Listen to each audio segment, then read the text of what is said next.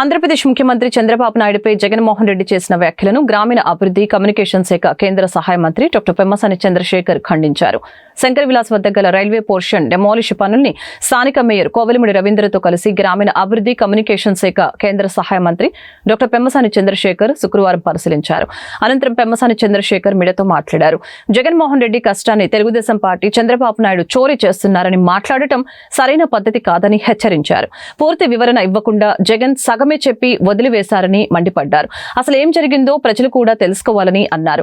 Land resurvey అంశంలో 3 కాంపోనెంట్లు ఉన్నాయని, అందులో మొదటిది ల్యాండ్ సర్వే రీసర్వే అని తెలిపారు. అందులో భాగంగా చాలా గ్రామాలు సర్వే చేశారని, ఇలా చేయడం ద్వారా కేంద్ర ప్రభుత్వం ఇంటెన్సివ్ కింద రాష్ట్ర ప్రభుత్వాలకు కొంత నిధులు అందిస్తుందని చెప్పారు. నిన్న జగన్మోహన్ రెడ్డి గారు ప్రెస్ మీట్ పెట్టి తెలుగుదేశం పార్టీ చంద్రబాబు నాయుడు గారు మేము ఆయన చేసిన కష్టాన్ని చోరీ చేస్తున్నామని చెప్పి ల్యాండ్ రికార్డ్స్ సర్వేసు రీసర్వే మీద మాట్లాడారు. అయితే ఆయన మాట్లాడిన దాంట్లో పూర్తిగా కంప్లీట్ పిక్చర్ ఇవ్వకుండా మాట్లాడారు. ఈ ల్యాండ్ సర్వే రీసర్వే పాస్ పుస్తకాలు వీటన్నిటికి సంబంధించి మేము వారి మీద అబాండాలు వేసామని చెప్పారు లాస్ట్ ఎలక్షన్ ముందు. ఇందులో క్లియర్గా తెలుసుకోవాలి ప్రజలు కూడా, అందుకనే చెప్తా ఉన్నాను. ఇందులో మొత్తం 4 కాంపోనెంట్స్ ఉన్నాయి. మొదటి కాంపోనెంట్ వచ్చేటప్పటికి ల్యాండ్ సర్వే రీసర్వే. ఇది central government program. Jaganmohan Reddy గారి ప్రభుత్వం ఉన్నప్పుడే స్టార్ట్ అయింది. వాళ్ళు సర్వే రీసర్వే చేశారు. ఎందుకంటే మొట్టమొదటి సర్వే బ్రిటిష్ కాలంలో చేశారు.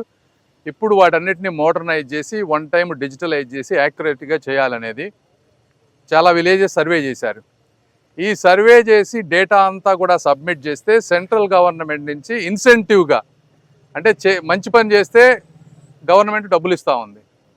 అయితే 2-3 సంవత్సరాలు జగన్మోహన్ రెడ్డి గారు ఇది సర్వే చేసినా ఇన్సెంటివ్కి అప్లై చేయలేదు. ఇన్సెంటివ్కి ఎందుకు అప్లై చేయలేదంటే పూర్తిగా వర్క్ ఎండ్ టు ఎండ్ చేయలేదు. సర్వేలు చేశారు, రీసర్వే చేశారు, కానీ అందులో చాలా ఇష్యూస్ ఉన్నాయి. రైతులకి సంబంధించినటువంటి గ్రీవెన్సెస్ కొన్ని లక్షలు ఉన్నాయి. ఆ గ్రీవెన్సెస్ని అడ్రస్ చేయకుండా ఫైనలైజ్ చేయకపోవటం వల్ల వీళ్ళు అప్లై చేయలేకపోయారు, డబ్బులు తెచ్చుకోలేకపోయారు. అయితే మన ప్రభుత్వం వచ్చిన తర్వాత గౌరవ ముఖ్యమంత్రి గారు, అదేవిధంగా నేను కూడా ఇందులో ఇన్సెంటివ్ ఉంది, మనం తీసుకోవచ్చు, ఈ ప్రాసెస్ అంతా కంప్లీట్ అయితే అని చెప్తే 2,79,712 పబ్లిక్ గ్రీవెన్సెస్ మేము వచ్చిన తర్వాత 2024 తర్వాత గవర్నమెంట్ వచ్చిన తర్వాత ఇన్ని పబ్లిక్ గ్రీవెన్సెస్ని పెట్టి ముఖ్యమంత్రి గారు గ్రామ సభలు పెట్టి వీటన్నిటిని క్లియర్ చేయమని చెప్పారు. ఇందులో ఎక్స్టెంట్ వేరియేషన్ 99,000 కేసులు, జాయింట్ ల్యాండ్ పార్సిల్ వచ్చేటప్పటికి 64,000 కేసులు, రెవెన్యూ రిలేటెడ్ ఎర్రర్స్ 1,14,000, మొత్తం కలిపితే 2,79,000.